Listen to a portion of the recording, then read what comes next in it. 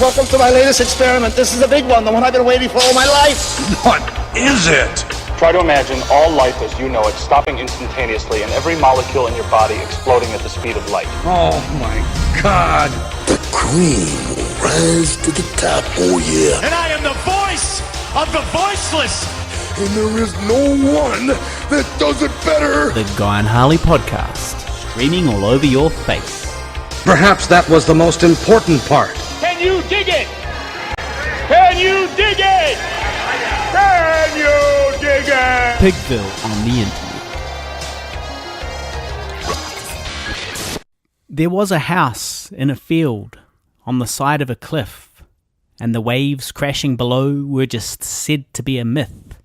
So they ignored the warnings from the ships in the docks.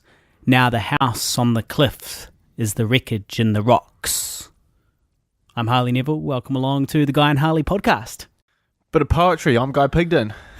That's not entirely a rap lyric. It's more of a poem from my favourite band in the world, Enter Shikari. Right. Mm-hmm. So they ignored the warnings about the waves, and then the house fell into the waves. Yeah, I guess so. I guess the waves were eating away at the cliff, and they ignored the warnings from the ships in the docks. They ignored the global warnings of the ships in the docks. So, yes, it's good. Clearly you got what they were getting at. Yeah. You said that I'd hate that with the very core of my being. I did. I said, you got any lyrics this week, Guy? He said, nah. And I said, I've got some that you'll hate with the core of your being. And I said, good, well. Let's do that. But I didn't hate those. You didn't hate them? I thought they were reasonable. That's good. Now, this is a filmmaking podcast. It's a podcast about our lives. What have we been doing in our lives today? Well, this week. Big news, exciting news. Pigville Productions' head office is moving. Next door. So we are moving out. We after nearly 4 years in this exceptional flat, we have decided to move next door.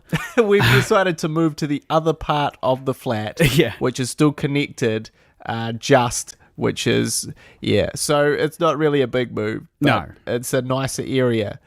And, things are getting serious. Things are getting pretty serious. Yeah, we're going to talk about that. Well, I mean, why am I moving into a place that costs $300 per room? Because that's the thing. It's way more expensive, so it's $300 per room. How the fuck is Guy going to afford that? Girlfriend pays for it all. He's a kept man. We go halves. Yeah. So what that means is Guy is moving in with his girlfriend after 2 months. So yeah, it's swift. It is, and this is such a success story. This is the girl. If you're a long-term listener of the Guy and Harley podcast, then you'll know that Guy met his girlfriend in the Tinder files, which I then had to close. Our segment, the Tinder files. This is the girl that he met on Tinder. Yeah. So it's like a modern day Romeo and Juliet. Yeah. But without the tragic ending, hopefully. Without the poisoning at the end. Spoiler alert.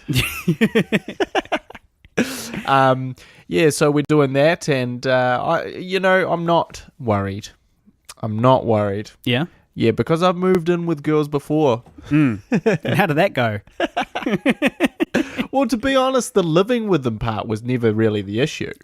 It was just the them part. Yeah. It's just their general personas. Or me, sometimes. So maybe it was a combination. I'm not going to say that all my girlfriends were terrible. I'm going to say that sometimes I was terrible as well. Yeah, well, I think that, if you are going to move in with a woman, your 20s, it's not really the best time for it, I don't reckon. No. I reckon, as much as you think you're a grown-up when you're in your 20s, actually, you still got some learning to do. And I reckon, 32, that's a good age to move in with a woman. I reckon that's going to work. When most people are talking about marriage and kids, I'm thinking about moving in with a girl. Nah, fuck it. You know what? 32 is almost at the point where people are talking about divorce. Yeah. And custody battles. That's true. So we're way behind. But I would say in a better position. So we're doing that. Well, if provided we can get out of our current lease. But no, that's all looking very promising. So we may be on our way. A couple of weeks from now, we'll be doing the podcast from a different place. It'll sound exactly the same. You won't know. No, you'll never know. But we'll know. Yeah. And, I guess I'm looking forward to the fact that I'm going to be in a room that is not the size of a shoebox. A shoebox. Or half a shoebox. Yeah, half a shoebox, really. I mean, like, honestly, I'm going to paint you a picture of my room for a second. Yeah. Now keeping in mind that guy is 32-year-old man. Grown-up man. He moved out of home at age 17. Yeah. So he's 15 years in the field. Yeah. 15 years in the field, and this is what he's achieved. So... Okay, when I'm in the room with my girlfriend, she has to walk up on the bed to, like, put her clothes on or get changed. So she's standing on the bed and I'm standing on the ground because there's not enough ground between us to stand together and do these things and open the door. So I'm just picturing you what it's like. I used to laugh at Harley because back when we used to live in Wellington together, he lived in this tiny little closet. And it was literally a cupboard. It wasn't actually a room. It was a cupboard. He was like Harry Potter, lived in a cupboard under the stairs. It was literally under the stairs as well. and except it was by his choice. No one locked him there. Like, No. And I was like, what a fucking idiot. Like, who would like put themselves into those types of living conditions? Like, that's insane. And at the time, right? This is at the time when I was 23. I had a room with an ensuite and an ensuite lounge. Yeah. And I was like, what are you fucking fool? Yeah. And now look how the mighty have fallen. Yeah. That's because I was saving all my money back then, you see? Yeah. While you were spending all your money on your ensuite. Yeah. That's not true. So I thought we'd jump right into our favourite segment. Good. Which is called The Troll.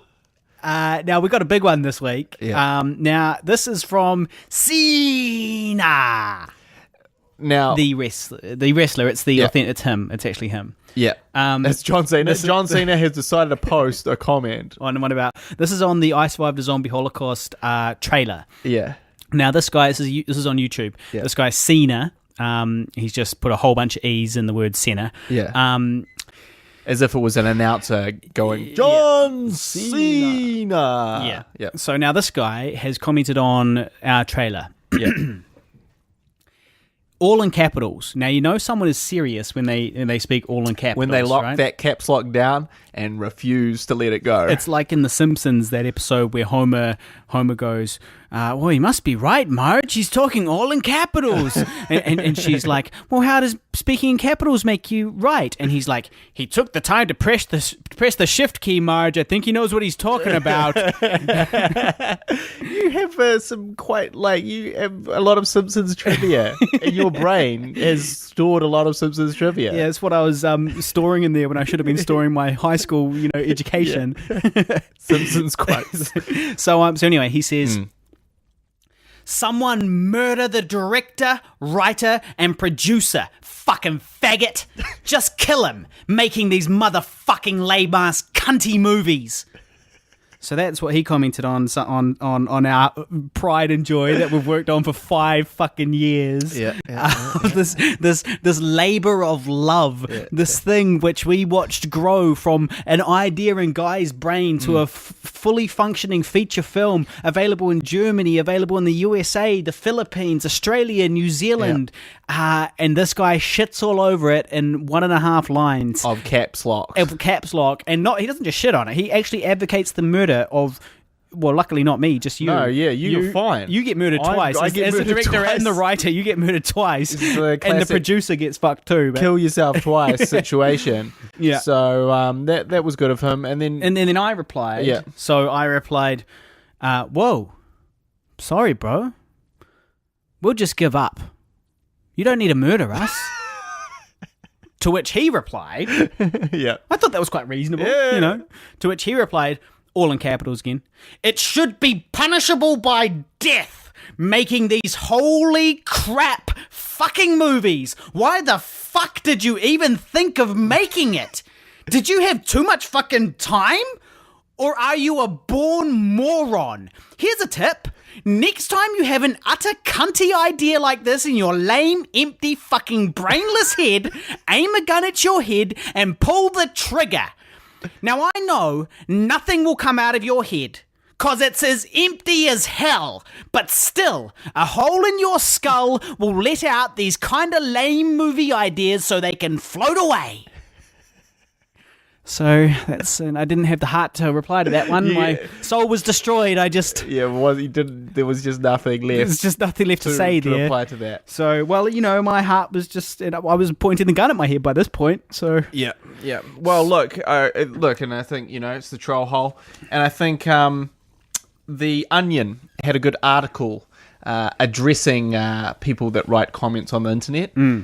Which would be our response to this man specifically. It seems to detail a lot of what he is, his inflections and his sort of tone. it could actually be written specifically about this man. So this is from The Onion recently. Local idiot to post comment on internet. Hazel Park, MI.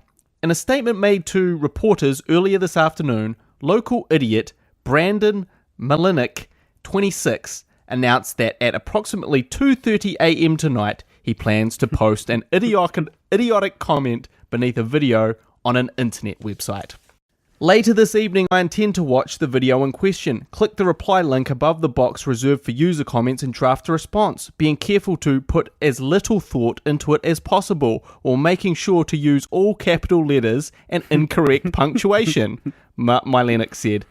Although I do not yet know exactly what my comment will entail, I can say with a great degree of certainty that it will be incredibly stupid. Mylenik, who rarely in his life has been capable of formulating an idea or an opinion worth the amount of oxygen required to express it, went on to guarantee that the text of his comment would be misspelled to the point of incomprehension, that it would defy the laws of both logic and grammar, and it would allege that several elements of the video are homosexual in nature. The result will be an astonishing combination of ignorance, offensiveness, and sheer idiocy, Mylenik said.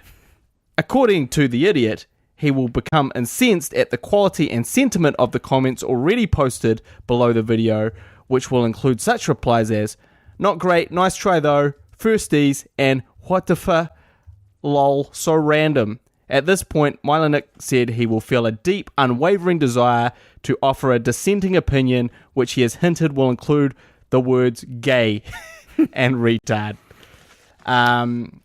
It's my moral obligation to alert the internet community to the fact that this video is totally gay, and furthermore that the individual who made it is a fag. And he goes on to talk more about it, but I think that really sums up Cena. Well, so what I've done now in a flash of brilliance is I've replied, "I found this article about you," and linked him to it. So that'll teach him. So there you go, Cena. But thank you for contributing. We really appreciate that. So yeah, that's the troll hole. What's been happening with our next project, Older the Movie, which you can find on Facebook and on YouTube. Search Older the Movie Pigville and you will find it, and you can see the trailer. Well, I'm going to not talk too much about that. Really? Because I haven't done too much about that. Right. So this last week has been a little bit lean on the Older making of Older. However, I was... this girlfriend thing, man. This girlfriend thing. Oh, she's created a real problem. Wow. This is the beginning of the beef, the best friend girlfriend beef. And you can't do the editing and writing anymore, which means like I have to start get off my lazy ass. Yeah. And I'm not going to tolerate that. No. It's unacceptable. But we are also in discussions to do a bit of a sort of a photo shoot for some sort of conceptual art for our new film. Throne of Blood. This is all news to me. This is an exclusive, people. This is an exclusive. If you're listening, this is an exclusive. For a start, he's just announced the name of our next film, which I didn't even necessarily know that was the official name. Well, it's a working title, right? Yeah, theoretically, it's a working title. Yeah. Right. Throne of Blood. aka contemporary retelling of Macbeth, which we have mentioned a little bit on the show before. Right. But, we've been growing our beards as well recently, growing big old beards. I actually forgot that's why I was growing my beard. Yeah. I was just growing my beard. Yeah. Well, I've been really dying to get rid of this beard for a long time. I would go as far as to say that I hate it. Right. Harley's just got a call that... Hello, Mum. Hello? Hello? Hey, look, I better call you back. I'm just doing a podcast at the moment. Oh, no worries. I sent my little sister a hair straightener. Actually, Angie sent my little sister a hair straightener. All right. Well, look, I'll call you back after the podcast, okay? Yeah. All right. Love you. Bye. Your mum sounded a lot younger than I remember her. Well, it was my little sister calling on my mum's phone. Right. But my mum does have a very youthful voice. So what's weird there is that that came through the... Yeah, it's all hooked up. It's all connected because it's got an Apple computer and I've got an Apple phone. So everything's connected, so that's why we heard the phone call there. Yeah. But yeah, so we're working on this thing, and what we're doing is we're going to take some sort of conceptual photos that is going to show us as the characters that we're going to be playing. Conceptual. And... so we're going to do some makeup for Ghost Banquo, and then we're going to do some fake tattoos and some... And who's my character? Ghost Banquo. Okay, cool. Ghost Banquo, Zombie Banquo. Mm-hmm. And so that's what we could be working on in the next little couple of weeks. I was speaking to our makeup artist about how she can make Ghost Banquo for $200. Right. Yeah. For $200 or less. Yeah. Right. And I, in preparation, I have been doing an acting course. I've started a 10-week acting course as of last night. So that's in preparation for our next. I hear the audience yelling, "Finally!" Finally. These fucking Pigville dickheads do some acting courses. Hey, about time! That all the people on YouTube, all the commenters on YouTube that have been telling me for years, I finally listened to them. Yeah, yeah. So I've just started a 10-week acting course, and so far so good. I'll let you know how that develops. Well, what was the first thing you did? Well, the only issue I had, so I had to start with a monologue. And you already had an issue with the course. Well, very very small issue. So it's a 10-week course. And the very first course, I got first class, I got told to show up with a monologue prepared so that I could stand up in front of the class and just deliver it to a whole bunch of strangers, just straight off the bat, just like that. Did you memorize it? Yeah, so I memorized it, and the monologue I went for, because, I knew I was going to be meeting all these new people, and it was kind of important that they take me seriously as an artist, and so I chose, an according sort of monologue, I chose the Dick monologue from Superbad, right? In which, you might recall, Jonah Hill was... As a child, he couldn't stop drawing dicks to save his own life, and he used to stash them in a Ghostbusters lunchbox, and he gets caught, and the principal freaks out and thinks he's possessed by a dick devil. So that was what I opened with. And got a few laughs. Yeah, no, it went well. Got plenty of laughs. Any hot babes in the class? One reasonably hot babe, but not like super duper crazy hot, but hot. And then I hope she doesn't tune in. And then actresses, am I right? Actresses, yep. And then you tell you what, there was a smoking hottie at my American accent course. Right. Yeah, like a model type. Okay. Seemed a little uninterested in talking to me. Funny that. Isn't that always the way? This is weird. These beautiful women seem to have zero interest in associating or talking to me, or even looking at my face. Hasn't accepted my Facebook friend request yet. Did you friend request her? Yeah. Okay. Not just her, to be fair. Just in case my girlfriend's listening, I also requested other people in my class. Yeah. Networking. Girls. All the girls. All the hot girls. No. It wasn't just one hot girl. Yeah. It was all the hot girls. No, but she has neglected to respond to that one. I'm in Facebook purgatory. Yeah. Don't you hate that Facebook purgatory? It's not declined. It's not accepted. It's just sitting there reminding me what a loser I am. Just keeping people in limbo like that. Pending. You're pending. Yeah. Friendship pending. Your hope pending. Worthiness pending. Life pending. So, so yeah, that's what happened there. Well, speaking of your American accent course, Yeah. it's time to debut a new segment that Is I've it? devised. Okay. And this is now, how much did that course cost? $300. $300. Yeah. How many weeks? 5. 5 weeks, $300 to get an American accent Yeah. for your preparations for your LA journey. Okay. So now it's time to put that to the test. Right. Yeah. And so I have a little monologue here from Pulp Fiction. That's a very long monologue. Yeah, just read the start of it. Because, Jesus, I don't want to put up with too much of this shit. So this is Christopher Walken's monologue from Pulp Fiction where he talks about the watch, and he gives the watch to Butch, the boxer, who then you find out has to go back to get that watch. You're like, why would he go back for a watch? Well, this is why. This is why, yeah. So this is Harley's American accent doing Christopher Walken. No, but I'm not going to do it like Christopher Not doing Walken. Christopher Walken. Just a bland Christopher American Walken's accent. monologue Yeah. in a... what is the name of that American accent? Standard American, I guess. Like it's like Yeah. West Coast. Standard American is the one that I got told Okay. to. But look, guys, it's I know I really shouldn't do a disclaimer. Lay it on the line. I know I shouldn't do a disclaimer here, but you got to remember your accent is a muscle, and it's as a muscle, it needs to be worked. And I don't really work my muscles, whether they're accents or muscles. I don't work them. You know, I do half an hour at the gym. I do nothing a week of American accents, and I've not seen this monologue before. Here we go. Pulp Fiction. This watch I got here was first purchased by your great-grandfather. Father? They don't say that.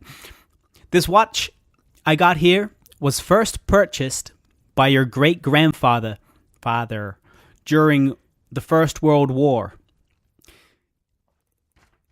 It was bought in a little general store in Knoxville, Tennessee, made by the first company to ever make wristwatches.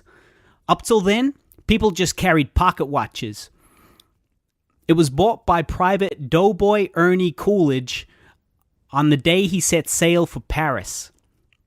It was your great-grandfather's, I can't say that word, war watch, and he wore it every day he was in that war. Now, keep in mind, if I actually had a role where I had to say this, what I would do is I would go through, and this is what I was told to do, you'd go through and you'd write them all phonetically, all the words, you write them all phonetically, how they would sound with the American accent, and then you'd practice it a whole bunch, basically. So for the love of God, stop judging me. Look, I thought that was not terrible. Good. Yeah, well, I'll play it back and see what I think. Now it's your turn, isn't it? If I'm not mistaken. Yeah. This watch I got here was first purchased by your great-grandfather during the First World War. It was bought in a little general store in Knoxville, Tennessee, made by the first company to ever make wristwatches. Up till then, people just carried pocket watches. It was bought by Private Doughboy Ernie Coolidge on the day he set sail for Paris. Now that's enough. So the conclusion here is that after $300 in 5 weeks, your accent, in which you have done no practice for, is at the same level as mine. Well, no, it's not as good, but it's I don't know if it's $300 worse. Well, yeah. But you see, it's all about like everything, listener. Practice. It's like you get in what you put. Get it's whatever. You know what I'm trying to say. You get what you put in. Yeah. So yeah. But little tip, they said to open your mouth like you're starting to yawn, like you're doing a polite little yawn with your mouth like kind of closed but your throat open, and that's that, and then leave it there. Right. And apparently that apparently works. So tips. Well, that's a segment. Harley tries an American accent, Great. and was not so good. Let's never do that segment again. So we do have a listener question this week.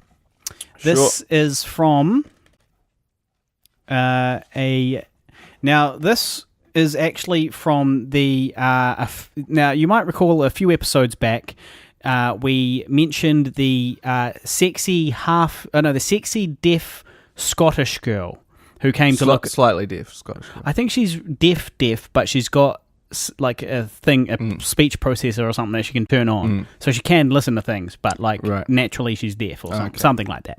So anyway, I guess chances are she won't be listening. It's a beautiful young lady. Yeah. So now she said, she commented on one of our photos, "You both have some very serious eyebrows. Tell us about that." Well, yeah. Now I figured you're going to have some horror stories here. Well, because those bad boys are pretty. I was just going to say, eyebrows are strong in my family. I have it. My father has it, and my sister has it.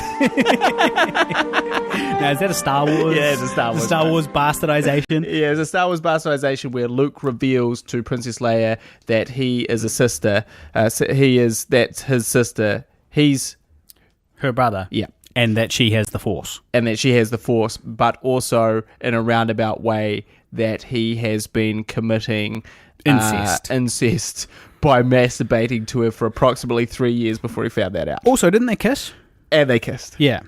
But definitely the masturbating would be what would be the real concern. Well, I personally we've had this incest talk have before. Any issue with We've had this talk before. Is that if you don't know it's your sister up until like you become like of sexual age, and then you just meet up and you have sex, yeah, it's okay in your book. I just don't think that would be a problem for me. I think the weird part would be more like if you grew up together. Even if you grew up with a girl that wasn't by blood your sister, but you grew up together, that would be weird. I think because you've grown up together. Yeah. But if you never met him, what's the big deal? So in case you're wondering, Harley is advocating incest. He is an incest advocate in certain circumstances. Now, I guess you feel differently due to the fact that you grew up with sisters. Well, I grew up with sisters, and I'm not about to commit incest with them.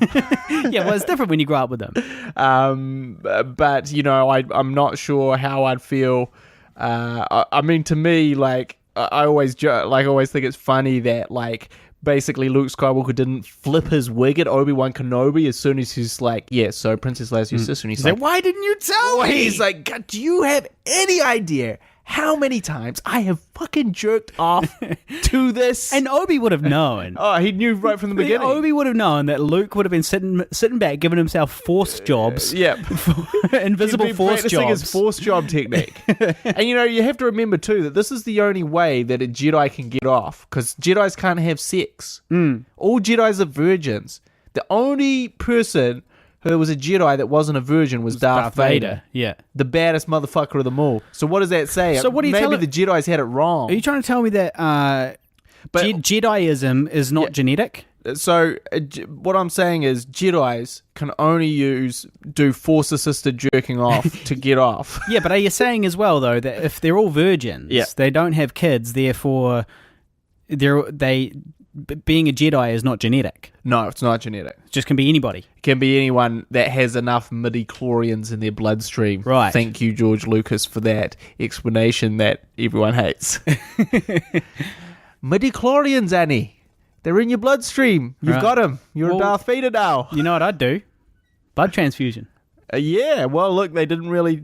So didn't say you couldn't. But I think it's like, apparently they've got midi-chlorians, right? And they've got your blood. And it's how well it's like how many midichlorians, and then I guess how well it reacts to your blood. But yeah, so anyway, you can only jerk off if you're a Jedi. And so of course if you're a Jedi, what are you going to be doing? You're going to be jerking off using thin air of the Force, because that would be a different experience to using your hand, and it would feel like someone else. I mean, it's the Force. It would feel like the Force. It would feel like the thousands of dead Jedis before you are massaging your balls. Oh, look, actually, this fits nicely. I've got a confession, which it fits very. So basically, what you're saying is that Jedis, due to the fact they can't have sex, the Force is actually their sexual frustration all painted up. So when they're using the Force, they're like, because they've built up 30 years worth of not coming. Now that fits in nicely. Now I've been watching Orange is the New Black lately. Now this is not a spoiler. there is a sort of a conversation that they have, and Jason Biggs wants to write an article about something called edging. Another man with great eyebrows. So it's called edging, and this thing is basically where you jerk off to the point of coming, but then don't come. And the idea is that your cum, your semen, is your chi, and that you should hold on to it for being creative, for doing that sort of thing. So these are like, it's a writer that's telling him that. So the writer is like, yeah, man, like if you want to get those creative juices, you gotta edge, bro. You gotta start edging. And so he starts trying to edge, right? Now, I recently had an audition. Yeah. Right. And I just watched this. Yeah. So I edged. You edged. I edged. You really edged. I edged. You really I held on to my chi. took this The script from Orange is the New stupid Black. fictional script made up purely as a subplot to give him something to do. Yep. And took it seriously. And tried it. Yeah. Now look, I edged. Yeah. That night, I had an audition. Yeah. Got a call back on the audition. A week later, so I had my callback was probably 4 days later, actually, right? So you know what I did on the day of my callback? You edged. I edged. This is the problem though, because now it's going to feel like a good luck charm. It's going to feel like a good luck charm so you can only, like, you're only going to do a good audition if you start edging. Well, look, I haven't told the story yet. I had my second audition, this time with the director. Fucking nailed it. Well, I had my chi, man. Yeah, I had my power. This is going to be I had the force. But this is going to be so funny is though that one day you're going to be trying to do some edging before your audition, and you're going to accidentally come and you'll be like, no! I was lost. I don't have my chi. Well, do you know what? I did the audition. It was like 6:15 p.m. And the next morning, like at 8 a.m., I got a call from my agent saying I'm now on hold for the role. Oh, good for you. And how was it? I hope it was fucking good because it's useless now, isn't it? Fuck's sake, man, you're amateur. But no! Don't shut me up. This is the second time that he doesn't give a fuck.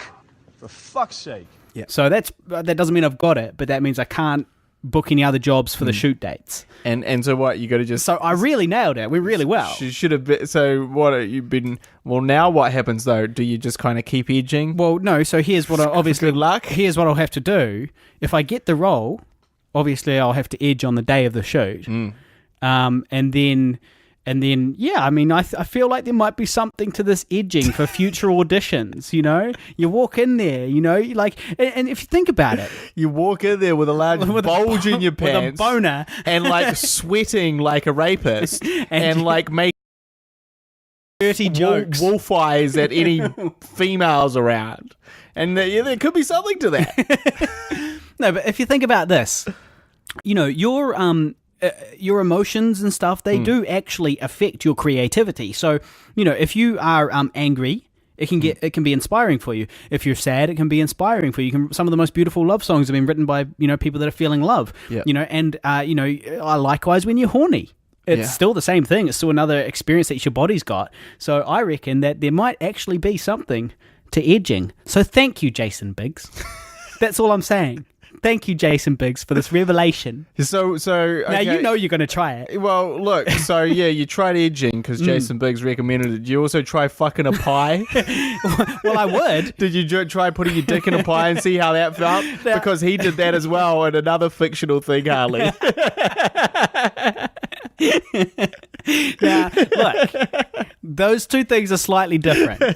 Having half a wank is slightly different to fucking a pie. But if you gave me a warm apple pie, and I didn't want to eat it, what else are you going to do with it? Yeah. Give it to someone who wants to eat it? Do the gracious thing and give it to someone who enjoys apple pies? No, you're going to fuck it. You're going to fuck the shit out of that pie. You're going to fuck that pie. Yeah. Well, that's good. Well, let me know how that goes. You know you're going to try it. I'm going to stick to good old-fashioned coming. Here's the thing. I reckon you as a writer, if you've ever got writer's block, you should, as an experiment, you should try edging. Just see if it works. Just give it a hoon. Well, and report back to us on the show in the new segment, The Edge Files. Living on the edge, gonna blow my load, anything and everything goes. That'll be the theme song for it. That's the new segment, Living on the Edge. Living on the edge with Harley Neville. So next time I have an audition, I'll detail my edging. Yeah. Angie comes back. She's keen for sex. You could slap her and throw her out the window. No. Well, you could probably edge, with a woman. Yeah. But it's just you wouldn't. It'd be very difficult to resist. Plus, I don't imagine she'd appreciate it. Not really. Probably not appreciate it. No. So you look, and also like I told Angie though. Yeah. That I edged. And what did she go? Ha!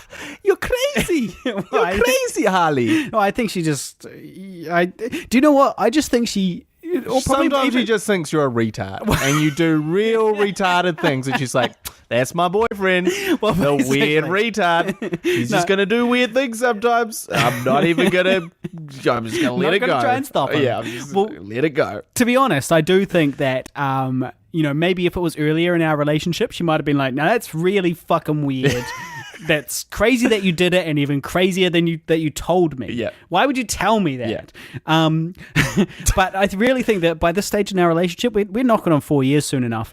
I think it's basically she's just used to it. She's nothing surprises her anymore. Yeah. Well, look, to be honest, maybe all the Jedis were edging because sex is forbidden. So maybe also keep your mind focused and all that, as you said. So maybe all the Jedis are edging. Yeah. And they're force wanking to a point. Yeah. But you know what you could do? What? Is you could force wank to a point, right? Yeah. And then use a force to cover up your penis hole to stop any cum coming out. Yeah, but that's that's idiotic. That doesn't make any sense because it's still not in your balls, is it? You're not going to push it back in. Well, you could with the force. That would be pretty uncomfortable. Force could do that though. Can you imagine reverse coming back into your balls?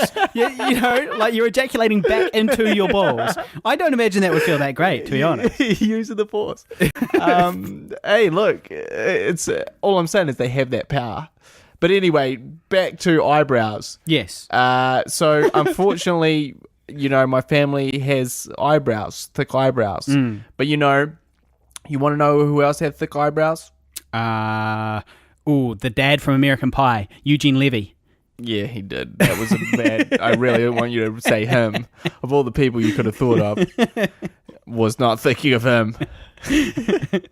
Well, what's wrong with him? He's got a very successful career. Yeah, okay. Well, no. So who I was thinking of, a little fellow called Stanley Kubrick. Okay, my favorite director of all time. Yeah. A little fellow called Martin Scorsese. Mm-hmm. A buddy. A little dude called George Lucas. What do all great directors have in common? Thick eyebrows. What do I have? Thick eyebrows. What does this mean? I'm a great director.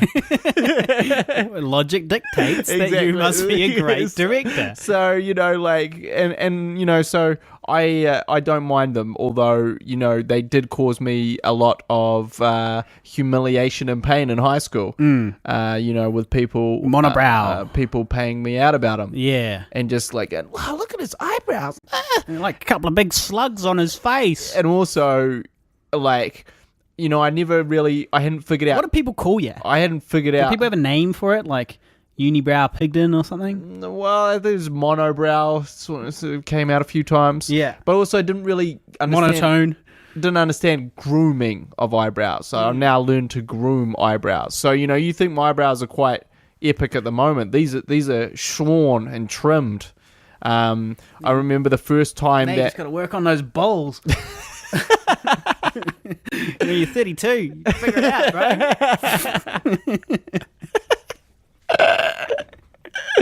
There was a funny line. There's a new TV show called Blunt Talk, which has got Patrick Stewart, who's a famous bald man. Yeah, yeah. Bald man's equality movement, as we sometimes also mention. known as Captain Picard. Yeah, Captain Picard. He said that they were like, because they were talking about him not having any hair, and he was like, and they're like, so when did you be okay with that? Because you're kind of like one of the guys being like that repping baldies in a positive way. Yeah, well, he's a guy who is bald, but isn't playing a bad guy. Yeah.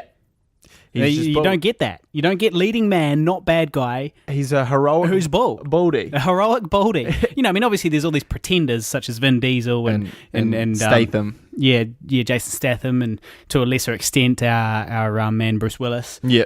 But yeah. Well, anyway, he said that he was like, when did I start being really truly okay with it? He goes, I guess about the time of Star Trek: The Next Generation, when he was 55.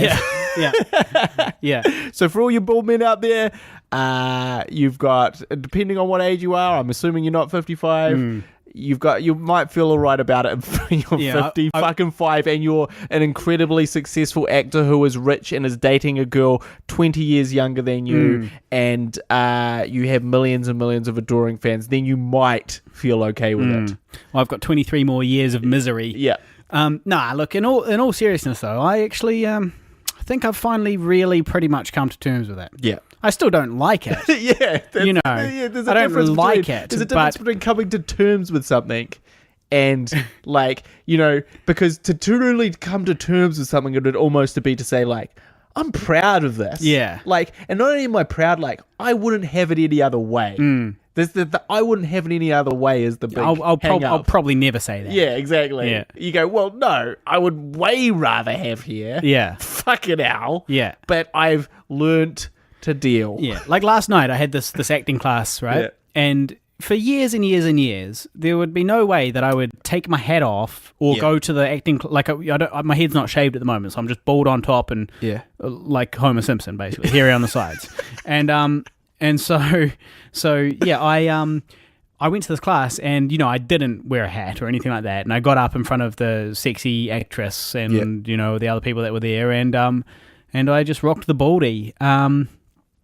So that took a long time to be able to do that. It's a good decade. Angie, the first time Angie saw me without my hat on was when we had sex. Yeah. Actually, kind of after we had sex, in the morning. It's kind of in the morning. Because the lights were off. Yeah, because the lights were off. Yeah, exactly. So, she actually told me, she said one of those jokes about it, about how I tricked her. Yeah. I tricked her. I just rocked the hat until it was too late. That's a big shock for someone, really. Well, surely, though, any person with half a brain would have a suspicion. Well, she must have got a little bit savvy. Also, to the hats all the time. Yeah. Although, I guess, yeah. And she would have seen on Facebook pictures of me with my head, with my hat off, but my head shaved. Yeah, right. Yeah. Maybe he's just a guy that loves hats. Maybe he just loves shaving his head and wearing hats all the time.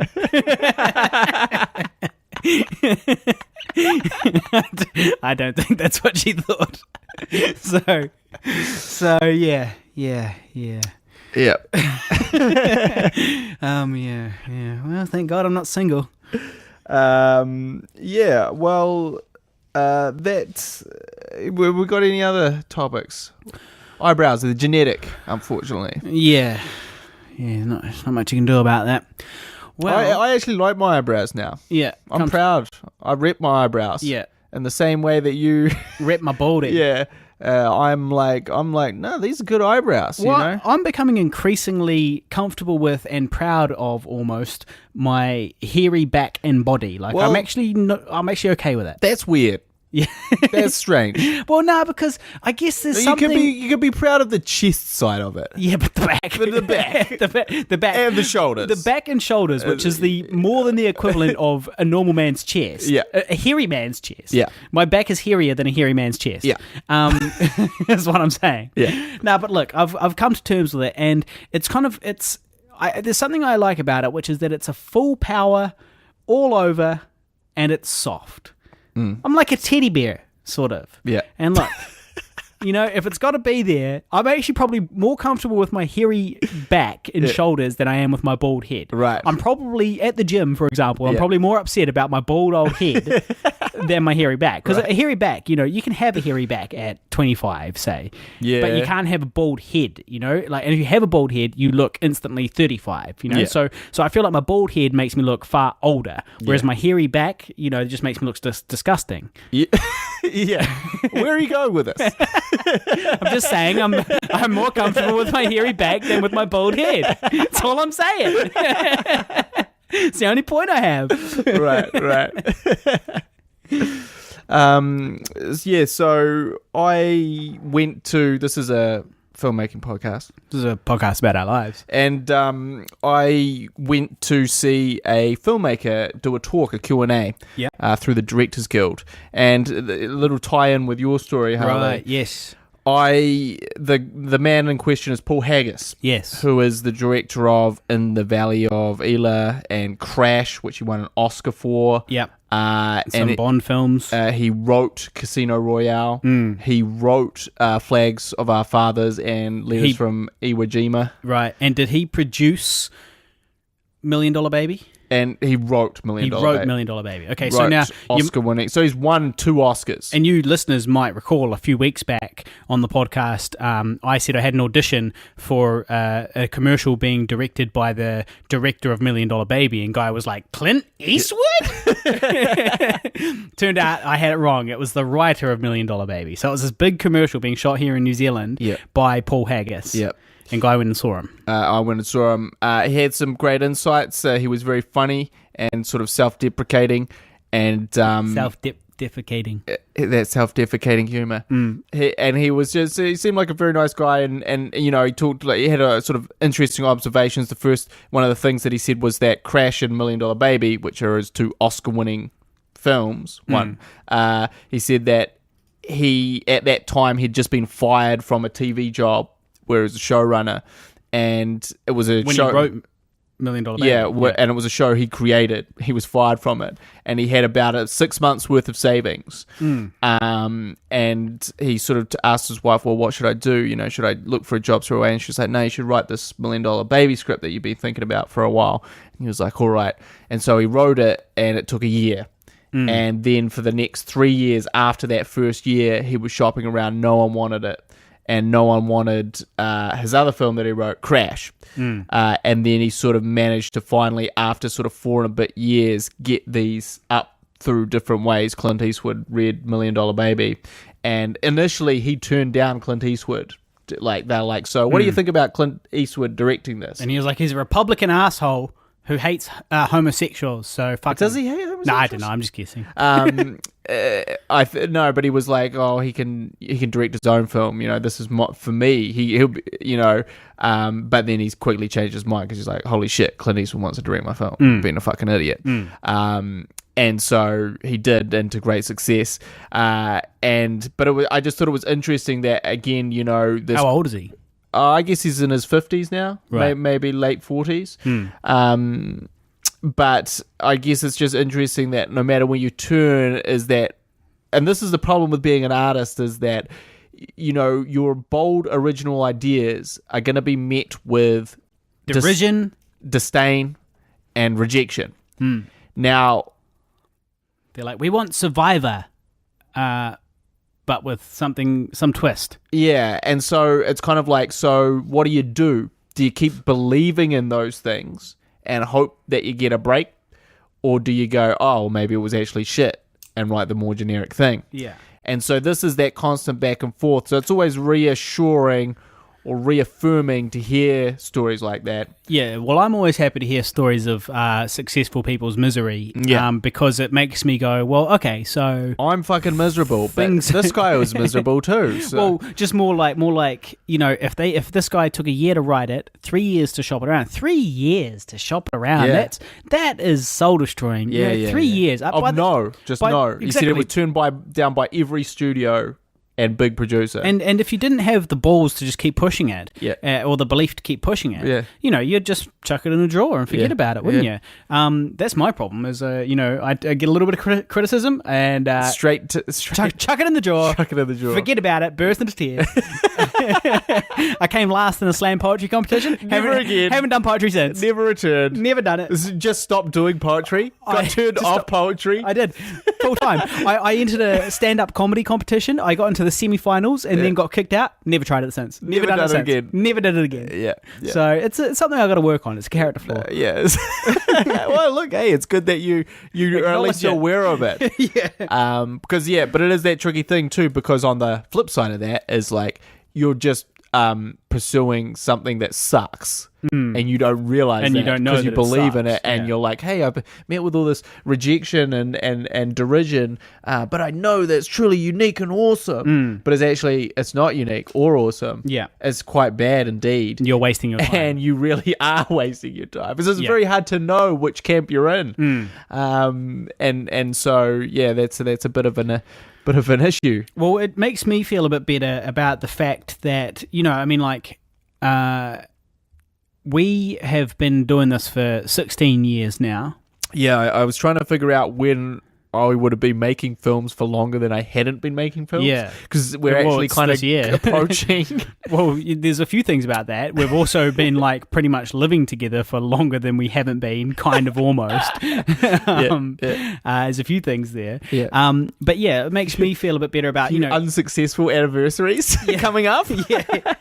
the struggle of getting I Survived a Zombie Holocaust out, and then it's had lots of great and very positive reviews. It's had lots of things that I'm really proud of. I made it into some awesome festivals and all the rest of it. But it's still difficult not to take John Cena to heart. John Cena's review of our film. Yeah, when he says it's we should kill ourselves. We should alternatively to ever thinking of making something else, we should we should murder ourselves and shoot ourselves in the head. Yeah, and it's and that's not the only place we've heard that.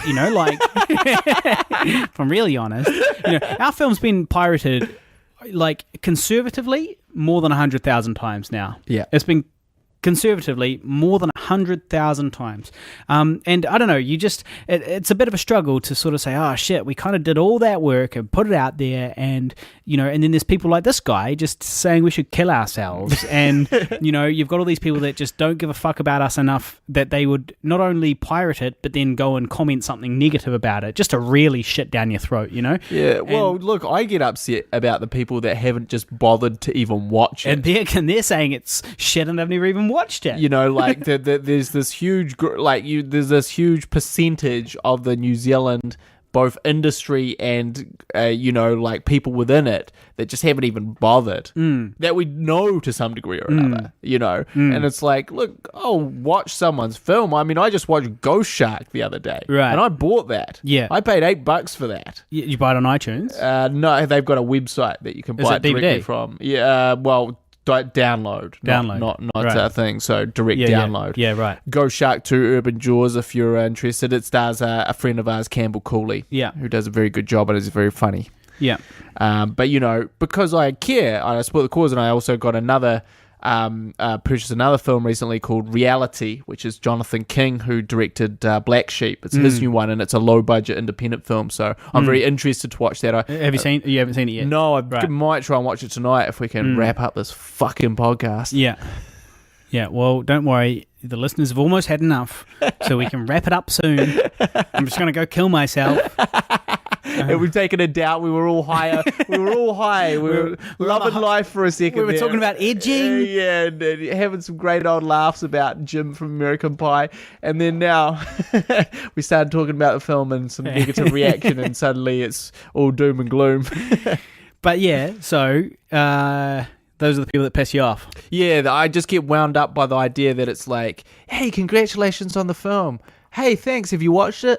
Oh, nah. And it's well, then don't congratulate me on it. You haven't seen the fucking thing. Well, speaking of the film, we do have a bit of exciting news, which is that it is now out in Germany. So if you're in Germany, you can get it on Blu-ray over there. And you can get it on the website Amazon in Germany. You can order it right there on Blu-ray, which is better than you can get it here in friggin' New Zealand. You can't get it on Blu-ray in New Zealand. You can't get it on Blu-ray anywhere else in the world. Germany. Yeah. So look, if you're in Germany, if you're one of our German listeners, you're in for a treat. You're in for a treat. So get it on Amazon, and likewise, if you know somebody in Germany, please send them a message and say, hey, by the way, this cool podcast I listen to. They've put out a film in Germany. Why don't you check it out? It's called I Survived a Zombie Holocaust. And yes, we did use the Holocaust word in Germany. And they didn't That's kind of legendary. And they didn't care. They didn't give a fuck. Tell you what they gave a fuck about.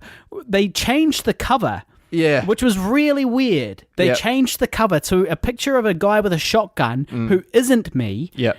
Or anyone in the film. He's literally not in the film. He's just a guy. And he's standing there with a shotgun and he's blasted a hole in a zombie and he's through the stomach of a hole. He's blasted a hole in the stomach of a zombie and he's looking through the hole at the camera. And he's wearing posing. sunglasses. He's wearing sunglasses and a leather jacket. A cigar or something? He's got a leather jacket and he may or may not be smoking a cigar or a cigar. I don't think he's got a cigar. Right. But so he's just standing there looking like a badass and he is literally not in the film. Nor is that zombie with the hole in... We never blast a hole in a zombie and look through it. That does not happen. That's been done before. Yeah. we wouldn't do that. We would never do anything that's been done before. Yeah. All our kills are 100% original. That's right. 100%. Just scream it at the top of our lungs until they believe it. Yeah, so it is weird that they chose that poster because also, that to me seems, a little bit disingenuous. Yeah, well, you would be disappointed, wouldn't you, if you looked at the cover It's and like, you said, where's the hey, guy who's this handsome guy with a shotgun? I'll watch this. Where's the guy with the sunnies and the shotgun? Who's this bald and the guy? cigar? And then why is this bald guy here? He's not who I bought. Who's this bald guy with spectacles? I didn't pay for him. Yeah. And then also you just, like that. I don't know. Yeah. I'll tell you someone who I suspect hasn't seen the film. Yeah. Liam Hegarty. Liam. He's a long-term listener in a band called Laura Palmer, and every week not every week, but we often mention him. We talk about him. And this guy is a long-term school friend. Yeah. Dear friend. He almost certainly has access to iTunes or JB Hi-Fi over in Australia where he lives, and he has not watched it. So, Liam, we know about you, and we're very disappointed. We're on to you. And we expect you to have watched it before the next episode. We're on to you, sir. Right. So, a couple other exciting little bits and pieces. The 31st of October, Halloween, Guy and I and our lovely girlfriends are going on a journey to Timaru. Sunny Timaru. Beautiful Timaru. Picturesque. The metropolis of the middle between Christchurch and Dunedin town. And this, there's one of the few places where you can go from a McDonald's to a KFC in a few meters. Is that actually true? Is that place? I'm pretty sure they're close together. Yeah, I think you might be right. But then that's happened everywhere in every world. city now, unfortunately. Right. But so it was originally a good thing. This Timaru screening, 31st of October, Halloween screening. People are going to be dressing up as zombies. Guy and I are going. I believe Jocelyn Christian, who played Susan in I Survived a Zombie Holocaust, she's going. Word on the street has it that Mike Edward, who played Adam the Body Harrison on I Survived a Zombie Holocaust, apparently he's going, but you might recognise him from Shortland Street fame, where he played a rapist that I can't remember the name of. Yeah, he just recently got off the show, and he was a big, muscly, good-looking, handsome guy who started off as a good guy and then turned into a rapist. Played against type as a rapist. Yeah. So he's going to be there, and we're going to be doing Q&As, and we're going to be having some drinks, and we're going to be dressing up as zombies, and it's going to be really fun. So if you are in the bottom half of the South Island, if you're in Christchurch, Timaru's 2 hours away. You might as well just jump in the car and go. If you're in Dunedin, it's 3 hours away. You might as well just jump in the car and go. So if you're anywhere in the South Island, you might as well just jump in the car and go. It's going to be Halloween, man. And if you know somebody around there, send them along. Halloween, zombies. What more could you ask for? Yeah. So you can find out about that on the Facebook page for I Survived a Zombie Holocaust, which is facebook.com/ISAZH, or just search I Survived a Zombie Holocaust, and I'll be posting updates there and creating an event and all that stuff. But that's going to be really fun. I think that's going to be pretty awesome. Yeah. I think it's going to be good fun. Yeah. No haters there. No haters. No haters. Surround ourselves by sycophants. Yeah. That's the trick. Yeah. That's how you don't kill yourself. Yeah. Throw out the what's that? Well, the depression. Bring in the God delusion. What? The God delusion. You feel you're like a god. Right. You've got a delusion that you're a god. Yeah. Got it. I'm with you. I actually watched a play the other day. about depression. Yeah. Live play. It's literally the third play I've been to in my life. How bad is that? I'm an actor in the biz, and I've been to 3 plays in my life. Of course, ironically, you came out of that feeling very depressed. Yeah. Because it sucked. No, it didn't suck. It was all right. It was all right, and it ended on a high enough note. Yeah. So that you don't leave being depressed. It's called The Black. Wrists were intact at the end of the film. Yeah. So it's called The Black. So if you're in Auckland, go check it out. It's playing right now at the Basement Theatre, and I enjoyed it. I was entertained, and I'm actually thinking about trying to increase my theatre intake. Right. Just to theatre. Yeah, just to be seen and hobnob and maybe learn something. Well, look, it's time for us to get something to eat. Yep, wrap this shit up. So thank you very much for listening. Please let us know if you have any listener topics for next week. That's very important. Get at us on facebook.com/GuyAndHarley. Please give us a 5-star rating and review on iTunes, because that's actually very, very important, and make sure you subscribe to us. Yeah, look, you've just seen the troll hole. You've seen the depths of the troll hole. So why not write something nice if you like the fucking film? Well, I'll tell you what, why don't you go along to the I Survived a Zombie Holocaust trailer on Facebook. There's actually 3, but go to any one you want and post something nice. Yeah. Give us a thumbs up and post a nice comment saying, hey guys, don't kill yourselves. Don't kill yourselves. Keep up the good work. Keep working 100 hours a week to try and make something new. Keep hustling, and we will be emboldened and continue on. So thank you very much for listening, and we will see you next week. See you later. You've been listening to the Guy and Harley podcast, proudly brought to you by Pigville Productions. Laugh it up, fuzzball.